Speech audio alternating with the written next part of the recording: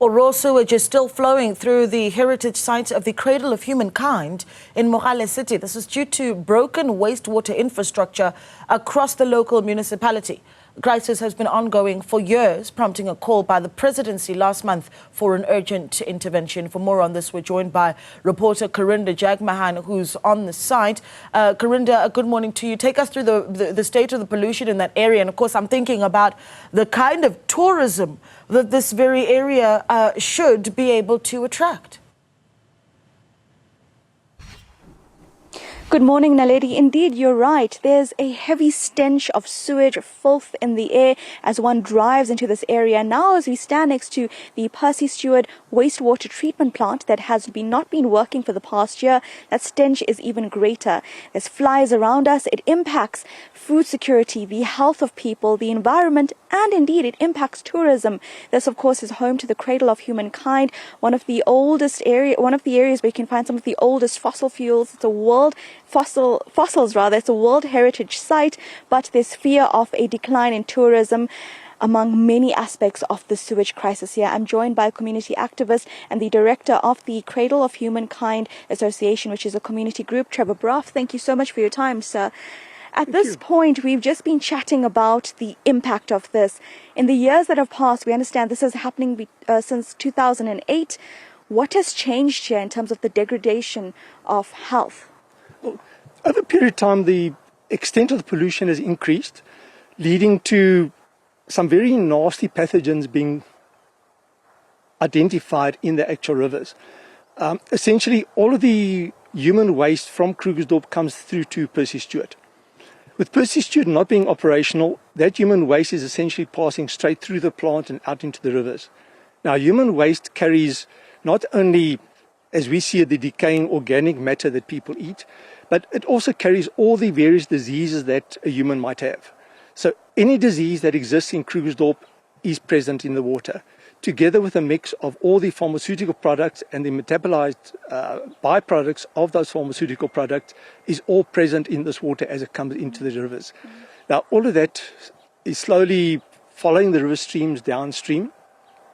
That polluted water also mixes downstream with the acid or mine impacted water. So you have now got this cocktail. Further downstream, this water then gets used by people. Communities use it for washing and cooking, etc.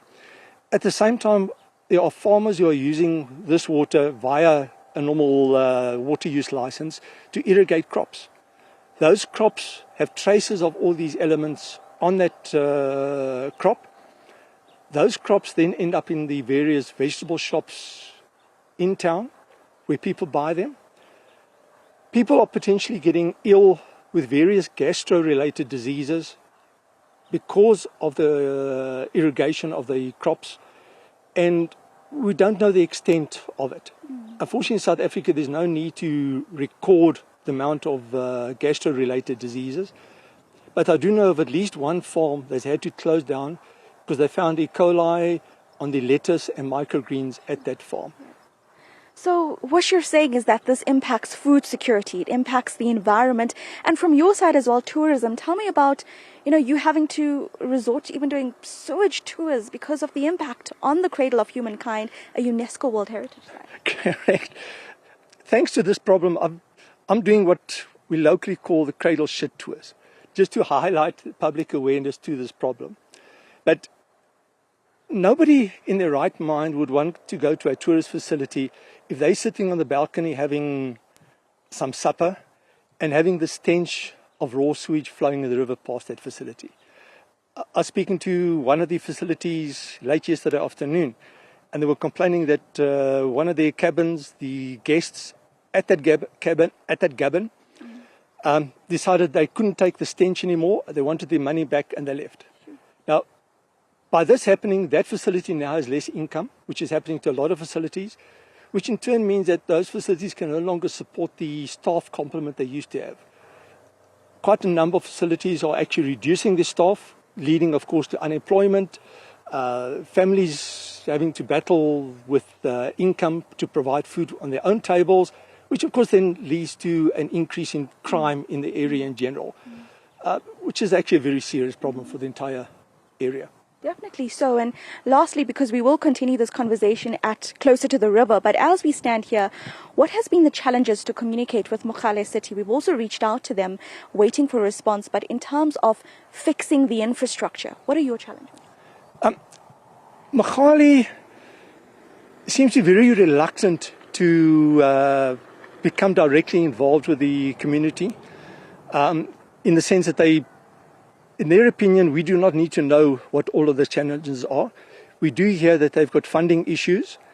When the community comes up with ideas and potential solutions to that, they are very hesitant to accept any of those types of proposals, as they would seem to rather have the funds given to them rather than allow the community to have a proper oversight to ensure that the money gets spent wisely on fixing the problem. And while we're in that situation, the problem is not going to be resolved. It's going to end up with large amounts of money being thrown at the problem, but with minimal impact on the actual problem, which is where we have a big concern with Mogale. The crisis itself. Trevor Bruff, thank you for your time. We're actually staying with you throughout the day, Naledi, just to actually go closer to the river. So my colleague behind the camera, Ningi Mdunge, will just show you this Percy Stewart wastewater treatment plant that for the past year has not been working. So essentially, it's been pumping raw sewage, fecal matter into the river just nearby. This smaller river network feeds into the larger water system, and that flows through many areas, ultimately going through the Vaal and Crocodile rivers and the Hartbeespoort Dam as well. And so this, of course, impacts the water quality, E. coli in the water, essentially.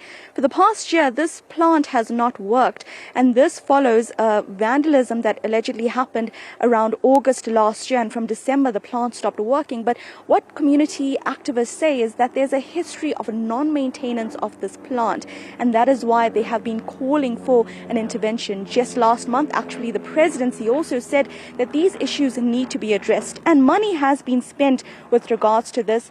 The recent record is that the Department of Water and Sanitation invested 35 million rand to Mogale City, calling for them to fix the broken infrastructure, but there's been little progress in this regard. And according to community activists, that's just the latest amount spent, and that there has been a historic need for intervention, but they say nothing has been done. So stay with us. In the next hour, we're going to go much closer down there to the riverbank to show you the water that's filled with this fecal matter that has caused this problem, the stench in the air, but also the health crisis. I'm sure you can see the flies around us. It's everywhere. And of course, the crisis for the local environment. What Trevor Bruff says is that you won't see many birds, many frogs, lizards, fish are dying. And this is because of the impact of the sewage crisis. Decade-old crisis in the making. So stay with us throughout the day as we bring you this story.